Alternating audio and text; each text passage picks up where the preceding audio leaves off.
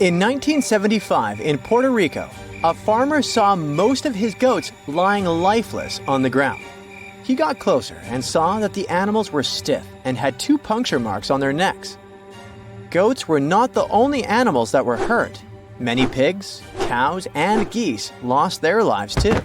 They all had the same distinctive bite marks on their necks, and all had been drained of their vital fluids.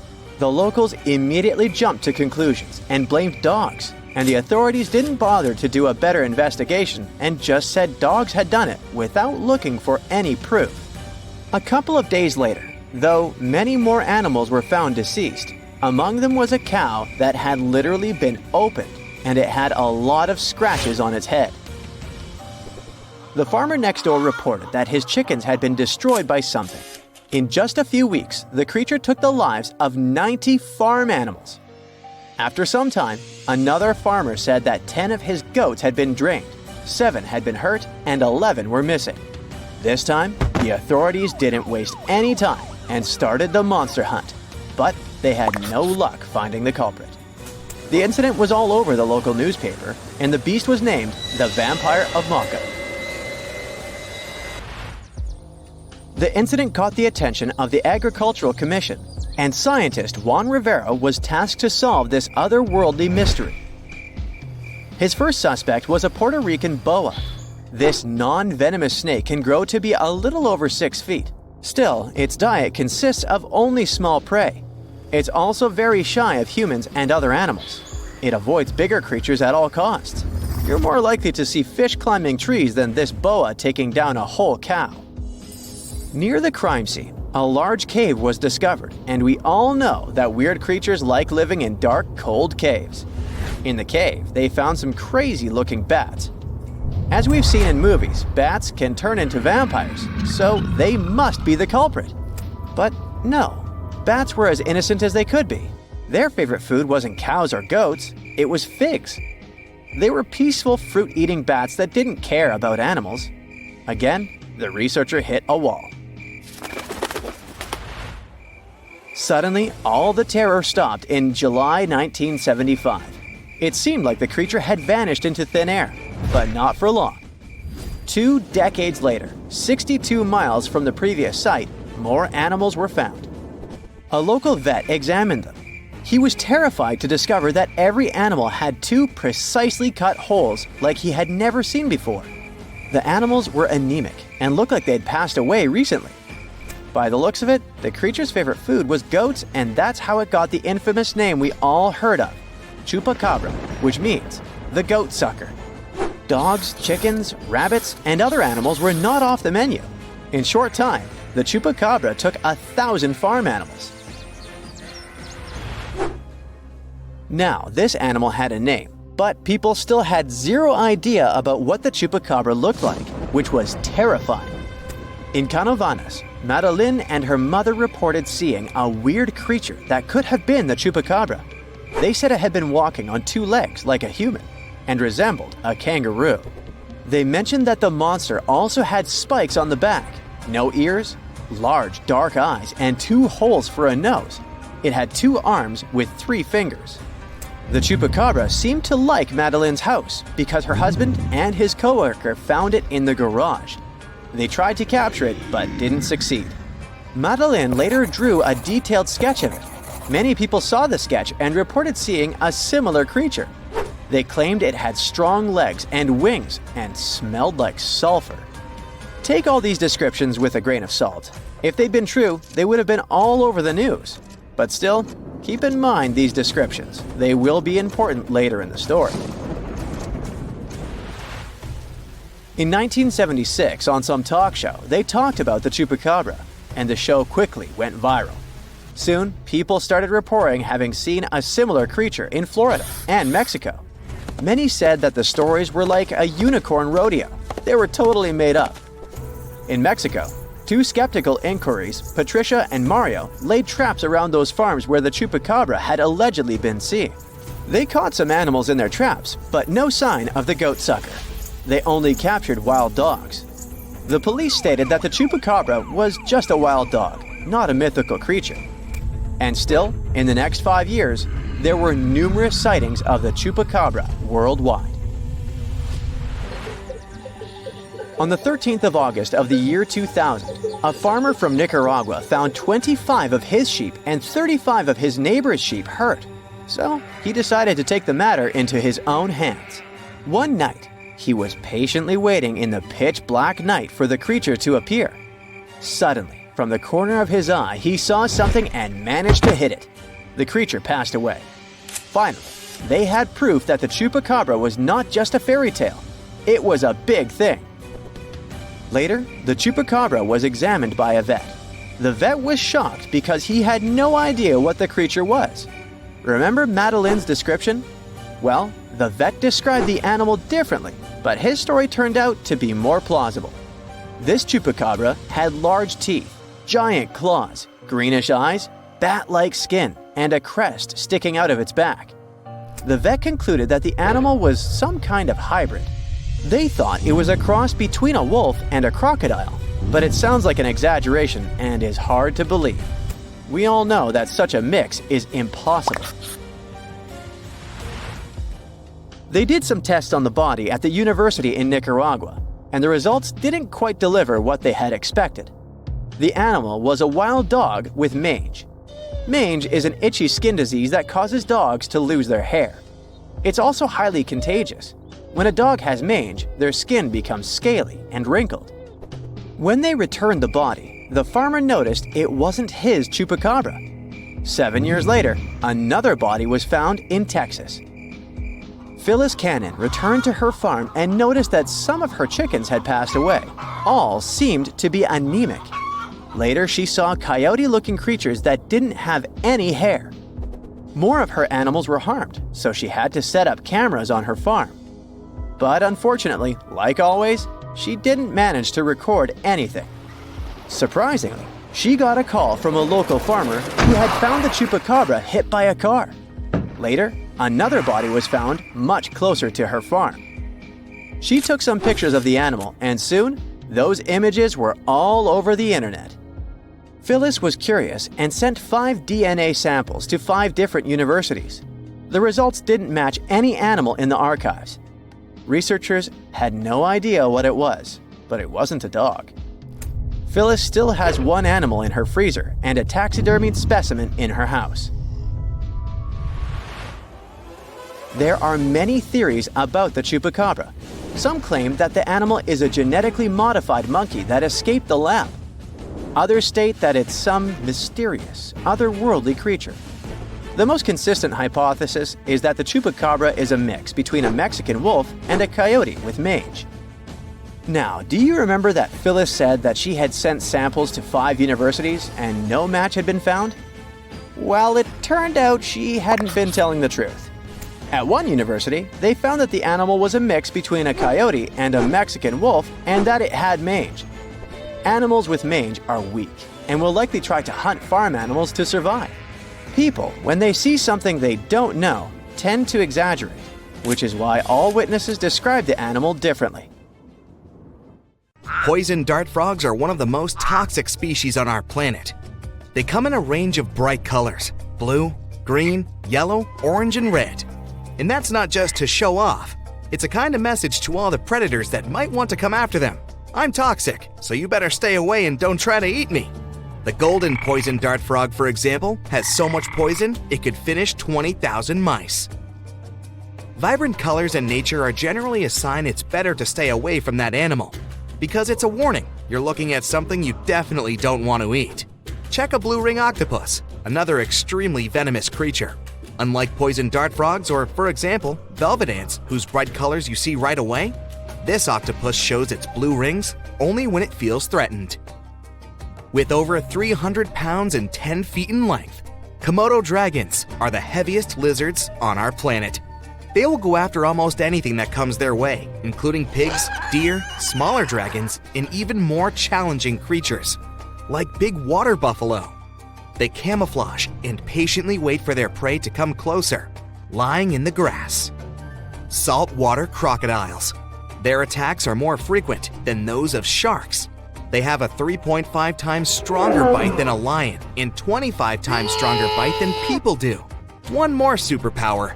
These guys can literally launch their bodies out of water, and they do that with their tails.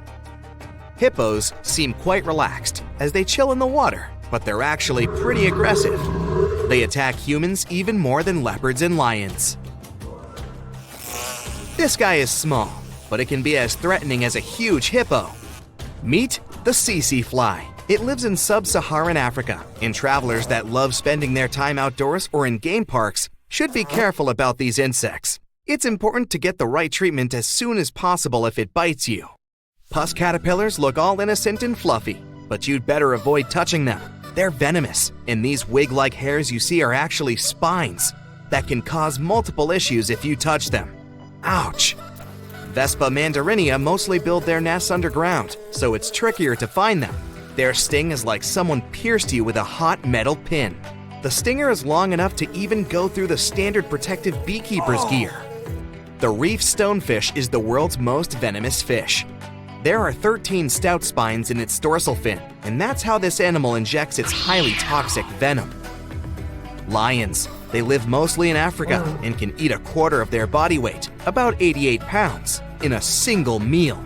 They mostly hunt at night and during storms because the wind and noise make it harder for their prey to hear and see them. Why hunt if they can just go and participate in some burger eating contest? Tigers mostly inhabit Asia. They're able to survive in different conditions since you can find them in various areas, from mountains to rainforests. As long as they have enough water, food, and cover, they can adapt to anything. Food can sometimes be a problem since they eat up to 60 big animals per year, with smaller ones as snacks in between. Fun fact, their skin is covered in stripes too, not just their fur. A bit of good news here. Wolves aren't really into eating humans. Still, sometimes they do go after people. They mostly attack when they don't have enough food or when they lose their habitat. Sharks have a bad reputation, but they mostly spend their time away from humans, catching smaller fish and other marine animals. Still, they'll defend themselves if you come to their area and they feel threatened. And in that case, their serrated teeth certainly don't look too peaceful. Ostrich may not belong to that list at first sight, but when it's cornered, this animal is perfectly capable of taking down big predators such as wolves and lions. Yeah, sometimes they can be brave, and in reality, they never stick their head in the sand when frightened. We can't forget to mention brown or grizzly bears, which are considered to be way more aggressive than other bears. It's 3.5 times more likely something bad will happen if you encounter them than polar bears. They're also 21 times more dangerous than black bears. And yet, brown bears are the most widespread kind of bears across the globe. When it comes to snakes, saw-scaled viper is definitely one of those you need to be careful with the most, because the consequences of its bite are statistically quite sad to say the least. It has enough venom that even its weakest bite could finish 2 people. Not just saw-scaled viper, there are multiple snakes you need to stay away from. Meet Philippine cobra. It lurks in forested areas, dense jungles, low-lying plains, and open fields. It especially likes areas near water and can spit its venom up to 9.8 feet away. Black mamba too, very venomous, kinda nervous, and when it sees you as a threat, extremely aggressive. It's among the world's fastest snakes, since it can move at speeds of up to 12.5 miles per hour. Australian box jellyfish is the most venomous marine animal in the world. It has tentacles covered in small darts with venom, and they can grow up to 10 feet long. Seeing even a small random spider in your home can be unpleasant. And picture if it was a Goliath bird eater instead, the largest spider in the world.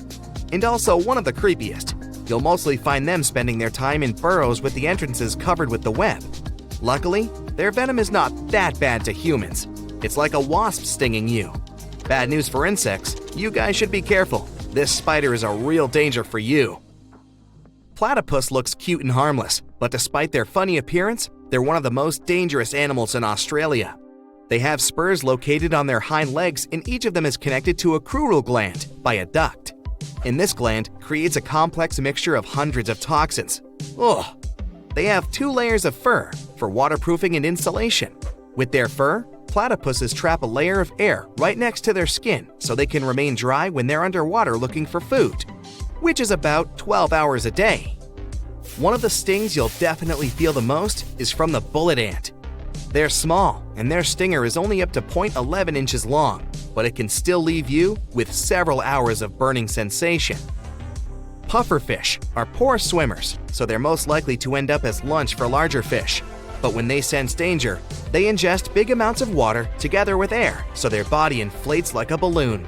They can puff up to even 2 to 3 times their regular size. A single pufferfish has enough toxin to finish 30 humans. The African buffalo is the only species of wild cow you'll find in Africa. You can recognize it for its heavy, rigid horns, and this, in combination with its massive size and aggressive nature, makes them very dangerous for whoever stands in its way. Elephants will respect your space most of the time, but only if you respect theirs. They can feel threatened by, let's say, a group of tourists that come too close and disrupt their personal space. In that case, they'll defend themselves and be very angry, which isn't such a nice scene. Wild dogs can be pretty dangerous, like dingoes in Australia. They can either live alone or move in packs of up to 10 animals, which can be especially tricky for their prey when the entire pack is after it. They can cross great distances and communicate with each other, howling like wolves. A star-nosed mole is certainly one of the weirdest looking creatures you'll come across. In some way, it looks like someone replaced its head with a very small octopus. They're not dangerous to humans in the way some venomous creatures or large predators are, but they can cause a lot of damage in your garden. In July 1990, 4 Czech guys decided to go on an adventure to find the Mongolian death worm, a creature that might have inspired the monster you've seen in the movie Doom. They say it lives somewhere deep in the Gobi Desert, so they flew to Mongolia, hopped into an ATV, and hired some local guides to help them. All that to meet a creature that is up to 6 feet long, can spit acid that could melt anything, and is capable of shooting electricity at those it doesn't like. Legend says that these friendly guys spend most of their days hiding underneath the sandy dunes, but they'd like to come out during the wetter months of June and July. So the timing for a spotting was simply perfect. But the crew needed to figure out how to lure the creature. Sadly for them, no one knew what the giant worm liked to eat. So they built a thumper, which is a machine that made rhythmic pounding noises. They were hoping it would call the worm out of the ground. For 2 months, they searched the vast desert, crossing dunes and rocky plains, looking for any sign of the creature. But alas, it didn't really work out. Ivan McCurley, who was the leader of the 1990 expedition, came back to Gobi Desert again. He once tried to attract the megaworm with blasts, and the second time he used a small airplane to scout the dunes. Over the years, groups from America, Britain, and New Zealand organized big expeditions to the Gobi Desert to try and find the creature. Many others came from all around the world on their own and found nothing. The people in the West first found out about the megaworm of the Gobi Desert thanks to an American paleontologist, Roy Chapman Andrews. This brave man was probably the inspiration for Indiana Jones. In 1926, he wrote about the creature in his book. At a meeting with Mongolian leaders, Andrews heard detailed descriptions of the creature, even though none of them had ever seen it themselves. One of them described it as looking like a sausage, about 2 feet long, with no head or legs. According to him, the worm was so venomous that just touching it could instantly take your life, and it lived in the loneliest parts of the Gobi Desert. Andrews didn't think the creature was real, but he shared these stories again in another book. In May 2005, 4 friends from Great Britain who search for monsters professionally decided to try their luck. They made drawings of the worm and hired local people to hand out flyers all over the Gobi Desert. These flyers offered a reward to anyone who could give information about the worm or even bring them a specimen. They thought loud sounds that other explorers tried would scare the beast away. Some told them it likes damp conditions, so they came up with a plan to block streams of water to create wet areas that would lure the worm out. Their plan didn't work because it was too hard to build dams in the desert. They ended up using small traps, but didn't find any actual proof that the worm existed. But they did meet locals who shared interesting stories about strange creatures they had seen over 70 years. Over the years, stories of the monster spread around the world. In some of them, it's only 1 foot long. In others, it's as large as a human. It's white-gray or scaly and brown, or maybe fleshy and bright red. Someone said it resembled a snake, or maybe a caterpillar, or maybe it has wings and can fly. And some believe it could be a supernatural evil being without a body.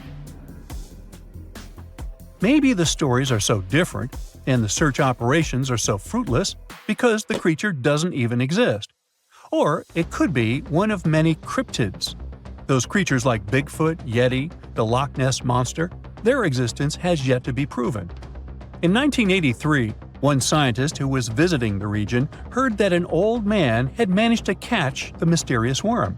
He also learned there was a nest nearby. The scientist bravely approached the hole in the sand and put his hand inside. A giant creature dragged him in, and he was never seen again. Just kidding. He actually found a Tartar sand boa inside. It's a chunky, burrowing, non-venomous snake that has small eyes and gray-brown scales. He showed it to the locals to verify if it was the monster, and supposedly all of them said yes. Most Mongolians who know about the worm still believe it's real. Now, even though people call our supposed monster a worm, it's just what it sounds like in the English translation. Many Mongol cultures have used this word for centuries to refer to any animals they thought to be really dangerous, especially snakes, even non-venomous ones. So, it doesn't have to be a literal worm after all. Worms are soft and squishy, but a creature living in the harsh Gobi Desert would need to be tougher, more like a snake or a type of lizard without legs. Neither of these creatures can shoot electricity or spit acid like they say the death worm does. But some snakes, like cobras, can spit venom that's dangerous for people. If it were real, the creature would have a backbone, and explorers searching for it would likely find some bones or evidence left behind. And there are actually fossil remains all over the Gobi Desert. Scientists found representatives of over 80 dino groups here over the last almost 100 years. It all started with the world's first dinosaur egg nests. This discovery changed all the scientists knew about dinos. It was the first proof they laid eggs. In the following 2 years, the same expedition team unearthed over 100 dinosaurs and took them to the American Museum of Natural History, where you can still see them today. Some of them were swimming around in the Cretaceous Sea that used to be here about 71 million years ago. They resembled modern birds.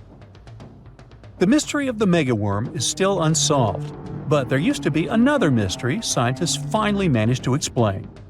Back in the 13th century, a famous traveler, Marco Polo, not the guy from the swimming pool game, crossed the Gobi Desert. He thought he could hear mysterious noises, like the sounds of musical instruments such as drums. He wrote about it in his book and believed he might be hearing the voices of restless spirits. Scientists call these noises singing sands or booming sands. Unlike the squeaky sound you might hear when walking on a sandy beach, these desert sounds are much louder, like a musical instrument playing deep, haunting notes.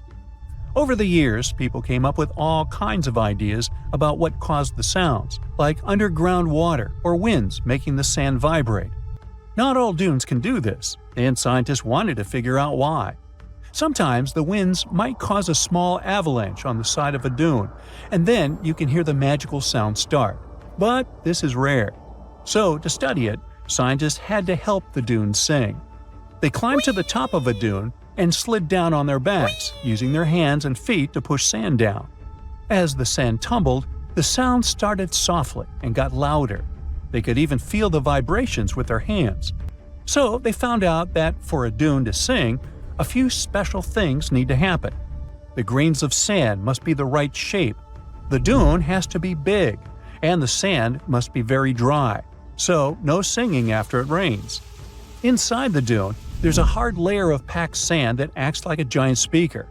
This layer bounces the sound waves back and forth, makes the noise louder and louder, and creates a haunting melody that can fill the desert air.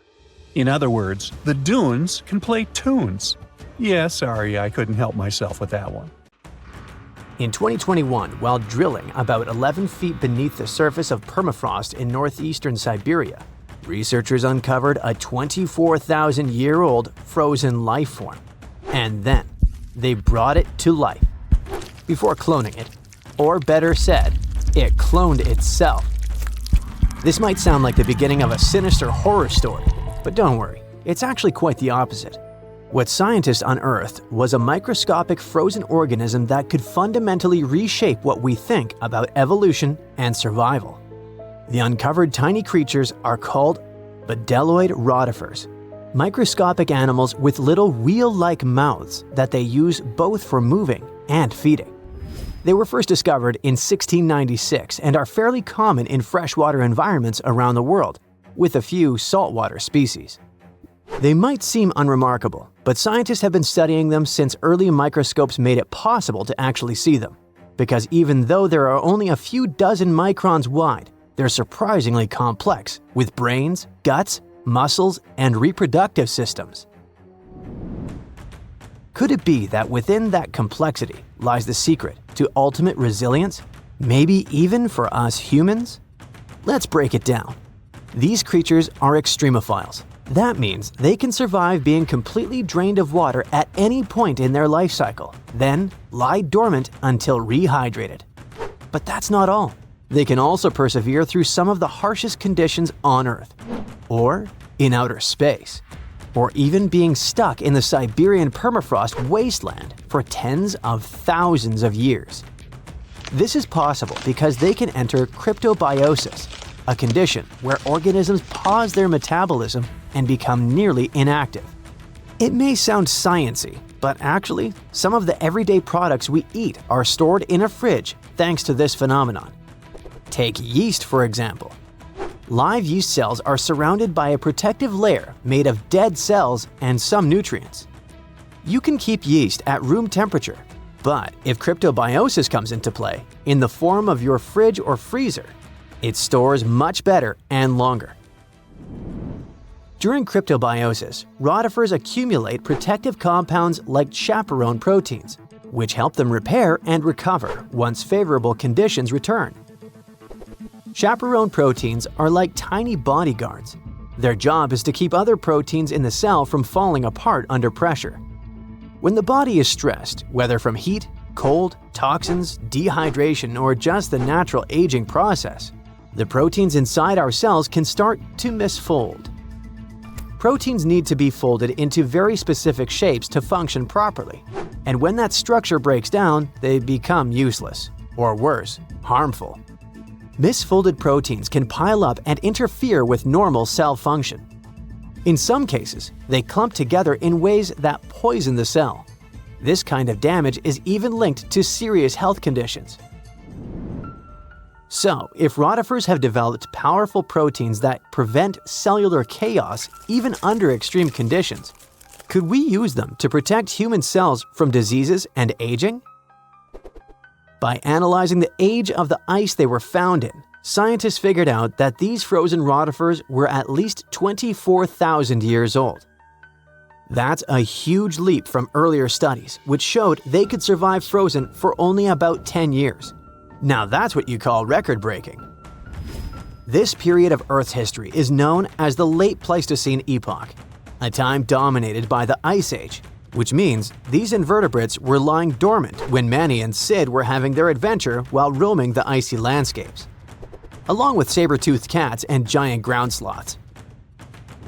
Fun fact: although animated movies like Ice Age show woolly mammoths as huge, towering giants, they were actually about the same size and weight as today's average African elephant. Nature and evolution can be so cruel, yet fascinatingly unpredictable. Massive, menacing beasts that came from the Ice Age couldn't survive it, yet something tiny and weird, like a bedelloid, could. But regarding our unfrozen creature, after the soil thawed, the organism didn't just begin moving again, it also started reproducing. This is thanks to an ability called parthenogenesis, a specific form of reproduction in which embryos develop from unfertilized eggs, allowing them to reproduce independently. It really is like cloning, but it happens naturally. Many organisms, such as certain insects, reptiles, and even some birds, are capable of parthenogenesis, at least under specific conditions. For example, in honeybees, males develop from unfertilized eggs through parthenogenesis, making them genetic copies of their mother. However, parthenogenesis is often seen as an evolutionary disadvantage because it limits genetic diversity, meaning that most species that reproduce this way eventually face extinction. Despite this, bdelloid rotifers have diversified into over 450 distinct species over millions of years, which is extremely rare. Scientists believe their survival comes down to a few evolutionary adaptations. They can pause their metabolism through cryptobiosis, repair their DNA with specialized proteins, and even borrow useful genes from other organisms using a process called horizontal gene transfer. Unlike most animals which rely solely on inherited DNA, these organisms can steal genetic material from bacteria, fungi, and even plants, splicing foreign genes into their genome to gain new survival traits. Some studies have shown that up to 10% of their active genome comes from foreign DNA.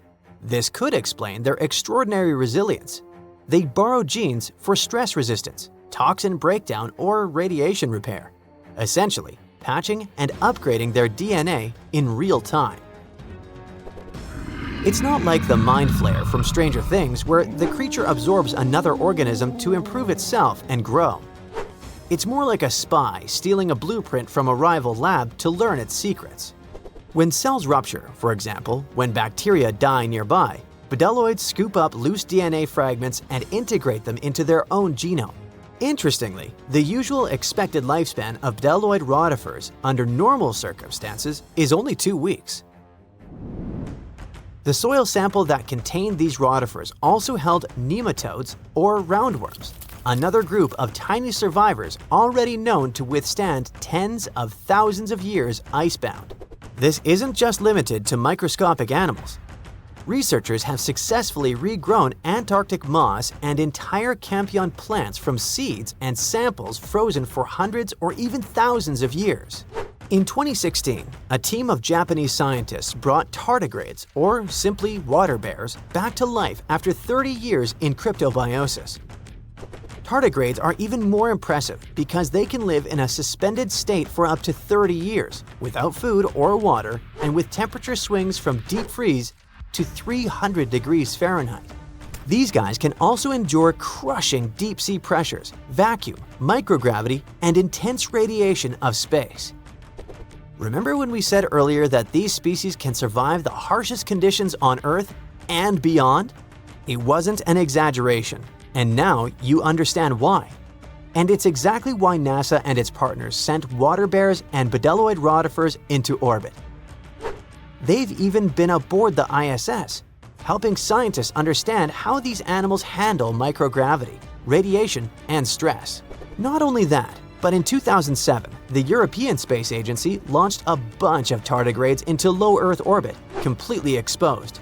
No suit, no shield, floating in a vacuum. They were blasted by cosmic radiation, UV light 1,000 times stronger than what hits Earth's surface, and temperatures near absolute zero. And when they came back, most of them woke up and reproduced despite the harsh conditions they were exposed to. This ties into an old theory called panspermia, the idea that life didn't originate on Earth but arrived here, locked in space dust or trapped inside a meteorite. Before, maybe it sounded like a fringe science, but when organisms can brush off cosmic radiation, then it doesn't seem so far-fetched, does it? What about humans?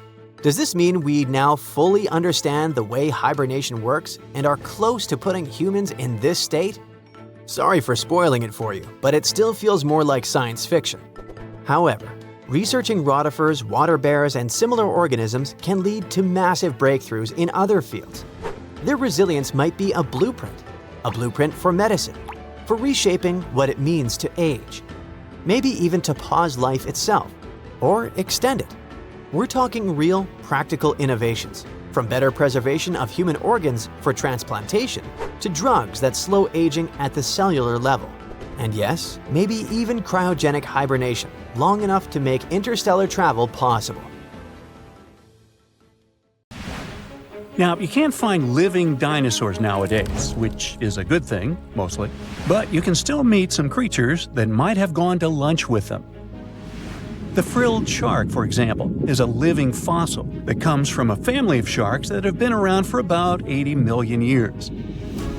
One of the coolest things about it is its long, eel-like body that can grow as long as 6 feet. It has 6 pairs of gills on its throat, which help the frilled shark breathe in the deep, cold ocean where there isn't much oxygen. The shark can move very quickly, like a snake, to catch its prey when it least expects it. Little frilled sharks take an exceptionally long time to grow, up to 3.5 years, which is one of the longest times for any animal with a backbone. The Chinese giant salamander is another living fossil that can tell you what was going on Earth around 170 million years ago. Now, when I say tell, I really mean it, as it can make sounds like hisses, whistles, and barks, and even a noise that sounds like a crying kid. The biggest Chinese salamander found so far weighed 130 pounds, as heavy as 2 Dalmatians, and was almost 6 feet long. Giant salamanders like to be alone. Hey, I want to be alone. And will chase away other salamanders from their space, except when it's time to start a family. During the day, they hide and sleep under rocks. They can make a special substance from their skin that keeps predators away. Now, gharials are reptiles that have been around for about 38 million years. They live in India and Nepal in slow-moving, muddy rivers. Sadly, there are very few gharials left in the wild, less than 100. These creatures can't control their body temperature, so they need to sunbathe to get warm or cool down in the water if they get too hot. Their eyes are close together and face forward, which helps them see in 3 dimensions and judge distances more accurately. Gharials also have a transparent third eyelid that protects their eyes when they're underwater. They have over 100 sharp teeth, but they can't chew their food. Instead, they use their strong jaws to grab prey and then, swallow it whole. The alligator gar is a fish that has a family history of more than 100 million years.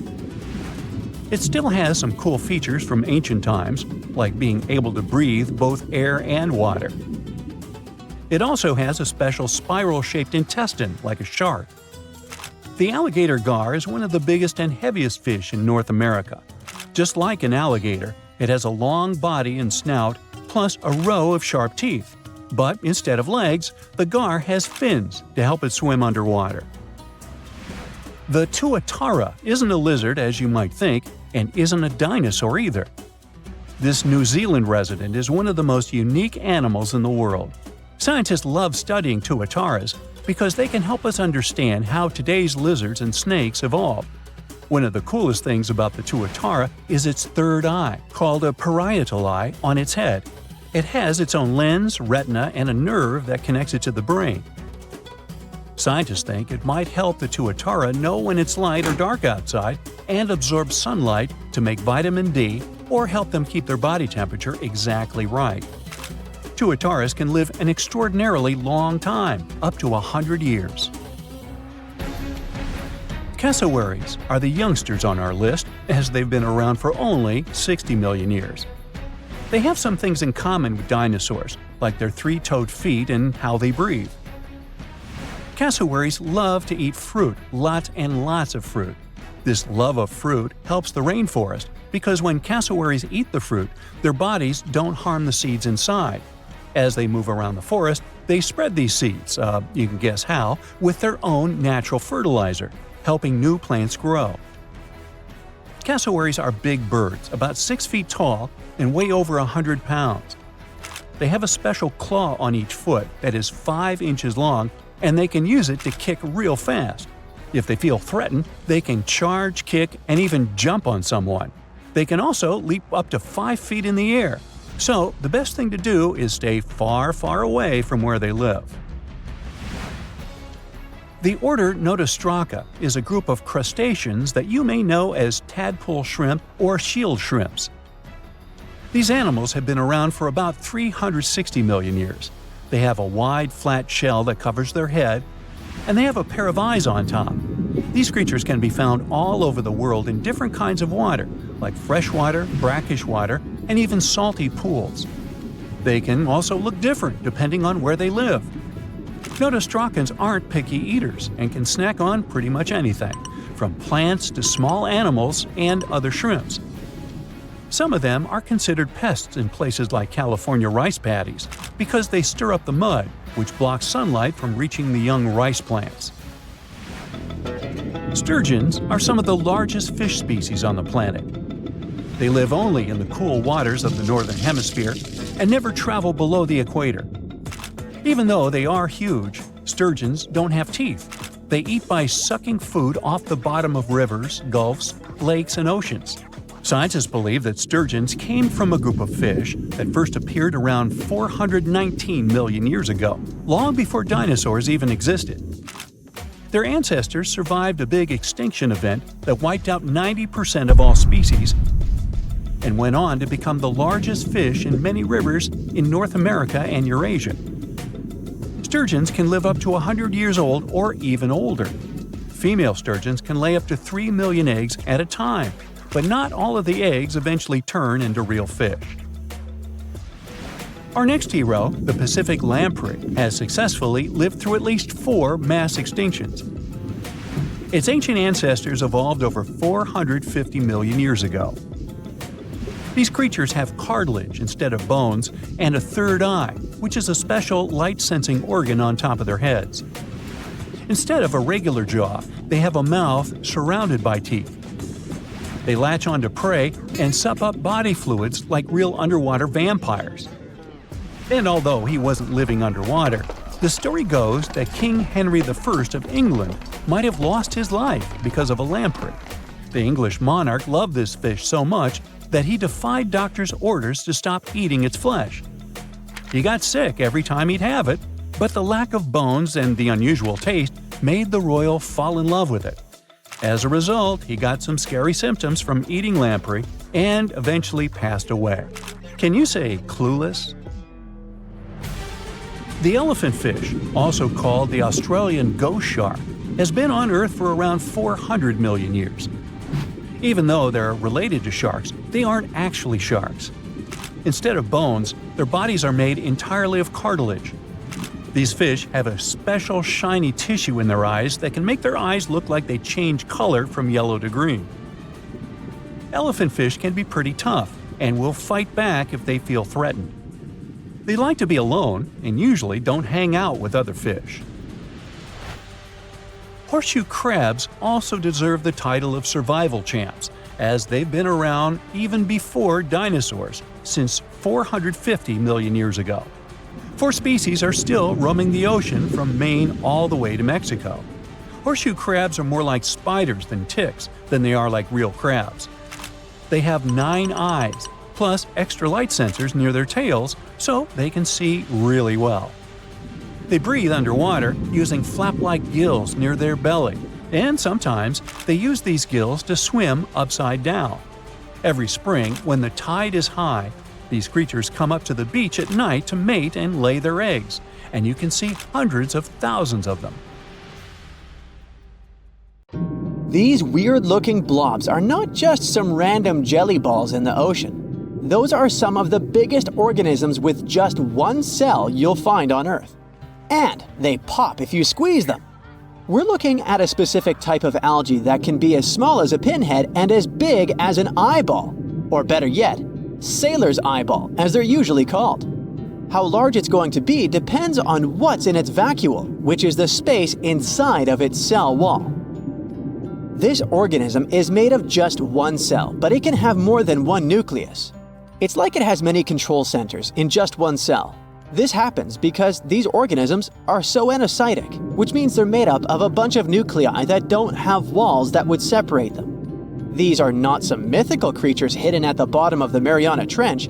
Divers around the world who like to explore coral reefs can stumble upon them. These algae come in different colors, such as black, bright green, or silvery. Their color depends on how their cell walls are set. In some cases, researchers stumbled upon a shiny orb on the seafloor that looked like a golden egg. The interesting thing is that the egg had a hole in it. So the question was if something had tried to get out or into this orb. Hopefully, it was just a jelly blob minding its own business. Normally, cells don't grow this big. It would mess up their balance. If something's too big, the ratio of surface area to volume won't be optimal anymore. But sailors' eyeballs have their own trick to end up this large. There are different parts inside them, and each has its own chloroplasts and nucleus. If you were to pop one of these jelly blobs, it wouldn't just burst like a balloon. Instead, it would probably pop up because they only need one nucleus for a whole new eyeball to grow. All this means is it would be hard to have them in aquariums, but they can at least live peacefully in the ocean, hoping no one will pop them. Now the question is, if a one-cell thing can grow to be this big, how large can real living beings get? The biggest animal that has ever walked on our planet was probably a dinosaur called Argentinosaurus, a giant that lived around 90 million years ago. We can compare it to the heaviest land creature we have today, the African elephant. It weighs less than 7 tons. Gigantic for us, it would look like a bug next to the Argentinosaurus, which weighed around 77 tons. They both look small next to the blue whale though, with a weight of 165 tons.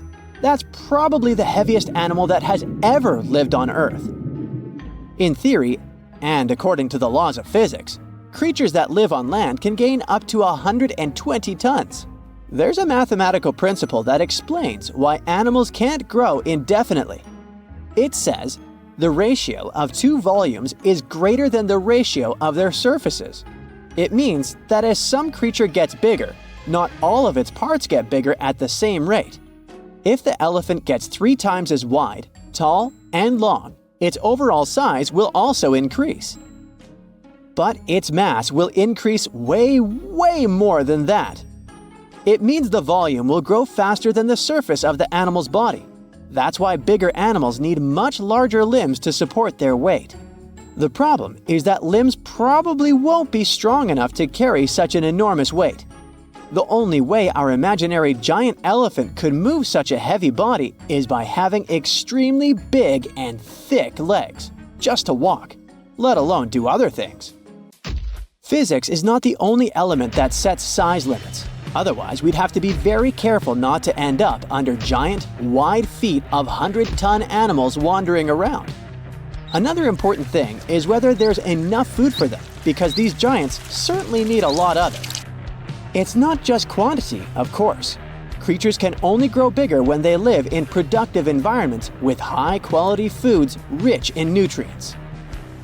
That probably explains why certain reptiles, such as titanosaurs, grew way bigger than, for example, the biggest mammals that roamed terrestrial areas. Warm-blooded mammals have faster metabolisms. That means they need around 10 times more food to support their body sizes than reptiles do.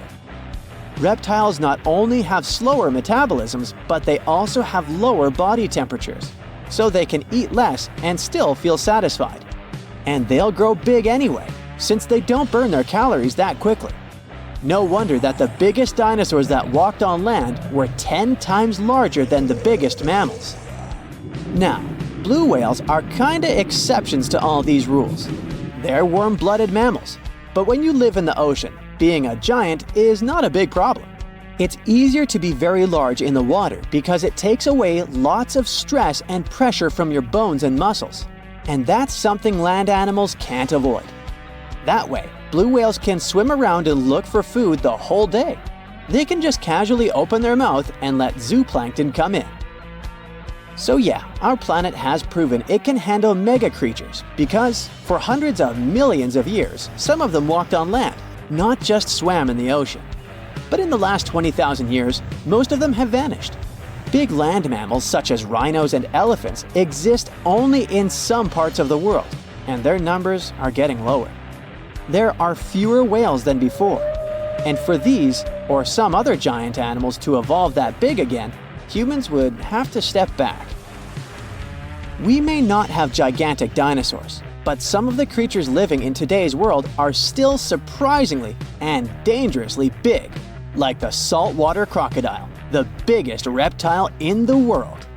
A male can grow up to 23 feet and weigh about 2,200 pounds. That's not the only scary thing about them. They have the second most powerful bite on the planet, right behind that of the Nile crocodile. The title of the largest bird on Earth belongs to the ostrich. It has wings, but they're too short for flying.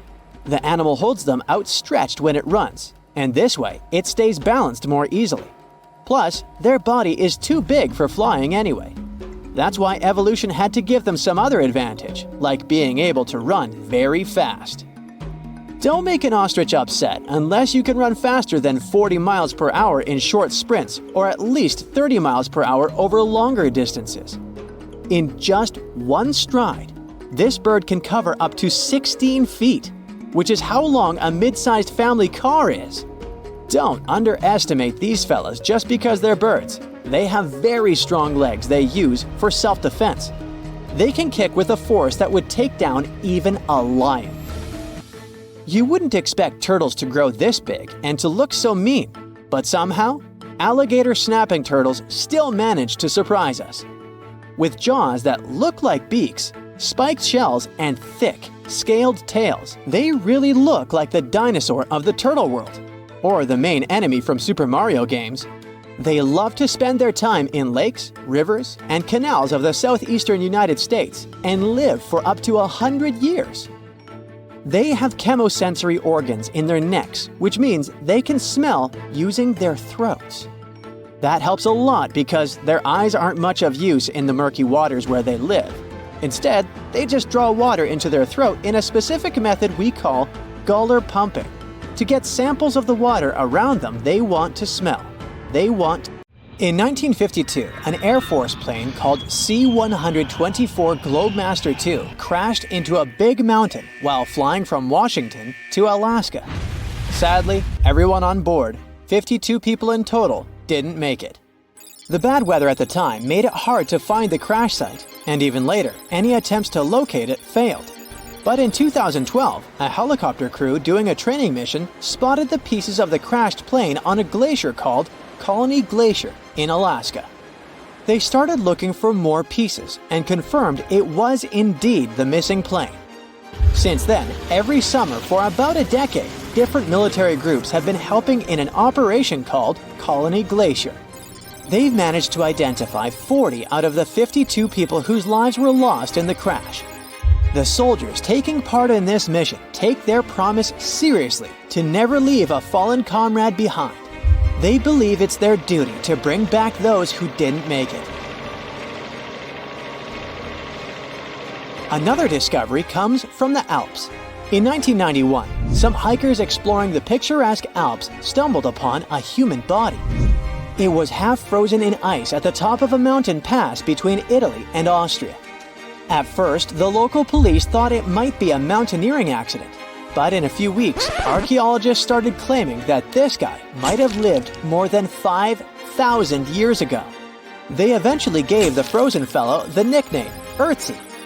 He was named after the nearby Ötztal Valley. He's become quite famous as the oldest ice mummy on record.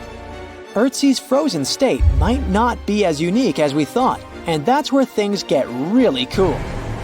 Archaeologists have another theory. See, at first, everyone was convinced that Ötzi marked the start of a cooler period because he had been frozen in the ice without any interruptions since he had lost his life. Yet, over the past few decades, glaciers and ice patches worldwide have been melting away like ice cream on a hot summer day. Not just Ötzi, but other ancient relics like bodies, hunting gear, horse droppings, and even ancient skis started to appear. So, archaeologists say there are similar sites. They found quite a few, and they all fit perfectly into this growing field of glacial archaeology. It seems like as the world warms up, it will show even more ancient secrets from the deep freeze. Moving on to another amazing discovery. In 2018, William Taylor and Nick Jarman were exploring the snowy slopes of Mongolia's Altai Mountains. They found an ancient treasure trove hidden in the ice. Inside the trove, they found a well-preserved 3,000-year-old arrow shaft adorned with ochre markings. It was in pristine condition, a rarity for organic items that old. They found other items too, like a bronze arrowhead with bits of animal sinew still attached. All of these relics had been untouched for hundreds of years, since they had been locked in the ice. In Mongolia, rising temperatures have melted ice patches that remained frozen for centuries. Similar discoveries have been made in the Yukon, US, Italy, Siberia, and Norway. Thousands of sites have been identified. Yet, scientists are racing against time to document and preserve these artifacts before they're lost forever.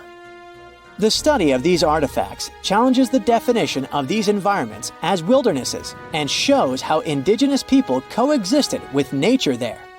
Sometimes people find simple items too, as simple as a sandal. This one, discovered on one of central Norway's mountain passes, indicates that people used this route roughly 1,700 years ago.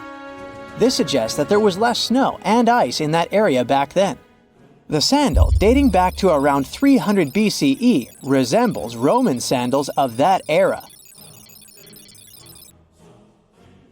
Again, in Norway, hunters found an iron sword high up on a mountain, more than 5,250 feet above sea level. There's no nearby burial site, and it's puzzling why someone would have a sword in such a remote location. Archaeologists speculate that the owner might have become lost. Then, in 2011, unusual objects resembling giant slingshots began to emerge as the ice melted. Radiocarbon dating suggests that this particular object was crafted around 400 BCE. It measures over 3 feet long and has knife cuts. Those puzzled archaeologists until one team member recognized them as tang, or pliers, used to secure loads on sleds when transporting hay or leaving for animal food. People in the area used hay sleds with pliers until the 1950s, when tractors became more common. Now, let's get back in time to thousands of years ago. We can easily do that by looking at this woolly mammoth. This creature looks a bit like a cherished but slightly worn-out toy. This ancient giant, whose heyday was 39,000 years ago, is the best preserved mammoth ever found. Even its signature shaggy hair is surprisingly well preserved, having been trapped in glacial ice until its recent discovery in Siberia. This remarkable animal is stepping into the limelight in Yokohama, Japan. Scientists are running tests that might bring this extinct species back to life. When they stumbled upon this female mammoth, they uncovered a hidden treasure, a sample of her blood preserved beneath the ice. So they believe this ancient blood could hold the key to resurrecting the mammoth. They also found well-preserved muscle tissue. She was between 50 and 60 years old when she met her icy fate. The discovery of mammoth blood has reignited debates about the ethics of bringing back extinct creatures, like in Jurassic Park. Their ambitious plan is to implant an egg into a living elephant for a 22-month pregnancy, hoping that at least one living mammoth cell might survive.